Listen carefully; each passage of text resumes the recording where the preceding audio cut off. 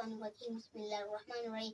वो लोग जिन्होंने अपनी देखकर इस चमन को जीनत बख्शी है, वो लोग जिन्होंने अपनी देखकर इस चमन को जीनत बख्शी है, दो चार से दुनिया वाकिफ है गुमनाम मिटाने की। मोहतरम सामाईन, अस्सलाम वालेकुम वरहमतुल्लाहि वबरकातुहू। आज की मेरी तकरीर को उन्वान जंग आजादी में मुसलमानों का किरदार। कहकशा बनकर उभरे हैं शम्स कमर के लाए हैं, कहकशा बनकर उभरे हैं शम्स कमर के लाए हैं, हम जिन राहों से गुजरे हैं नक्श कदम छोड़ा है। साथियों, आज हम आजाद है, आजादी की सांस ले रहे हैं, लेकिन आज से कई साल पहले हमारा मुल्क गुलामी की जंजीरों में जकड़ा हुआ था। हमारे बाप दादा गुलामी की जिंदगी गुजारते थे, इस मुल्क पर अंग्रेज हुक्मरान हुकूमत करते थे। हमारे मुस्लिम रहनुमाओं की कोशिशों कुर्बानियों की वजह से आज हम आजादी का जश्न मना रहे हैं। वो कोशिशें जो सोने का और आग पर लिखने के काबिल है।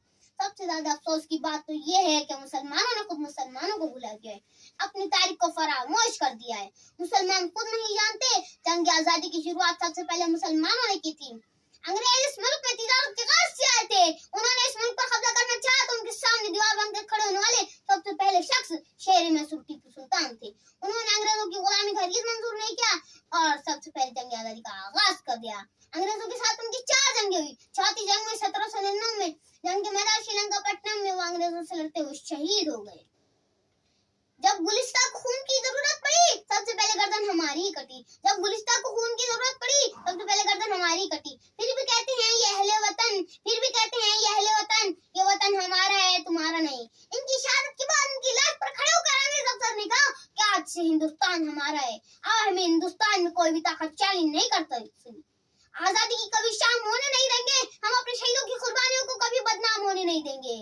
इसके बाद शाह अब्दुल अजीज रहमतुल्लाह अलैह ने जामा मस्जिद में खड़े होकर ऐलान किया कि आज से हमारा मुल्क अंग्रेजों का गुलाम हो गया है। इनके इस ऐलान पर तमाम मुसलमान तहरीक आजादी में शामिल हो गए और बालाकोट में बड़ा ऐलान अंग्रेजों से जंग की। इसमें हजारों मुसलमान शहीद हो गए। ये थी पहली तहरीक आजादी, मगर अफसोस इस पहली तहरीक आजादी को भुला दिया गया। इसके बाद 1857 की तहरीक आजादी शुरू हुई, जिसमें हजारों मुस्लिम रहनुमाओं ने अंग्रेजों के नाक में दम कर दिया, जिसकी वजह से अंग्रेज उनसे खौफजदा हो गए और तमाम उलमा-ए-दीन को सूली पर चढ़ाने का हुक्म दे दिया, जिसकी गवाही दिल्ली से लेकर देवबंद तक दरख्त देते हैं। इन दरख्तों पर अंग्रेजों ने 51,000 उलमाओं के सत्कार कर लटका दिए। ये थी आजादी की लड़ाई में उलमाओं की शहादत।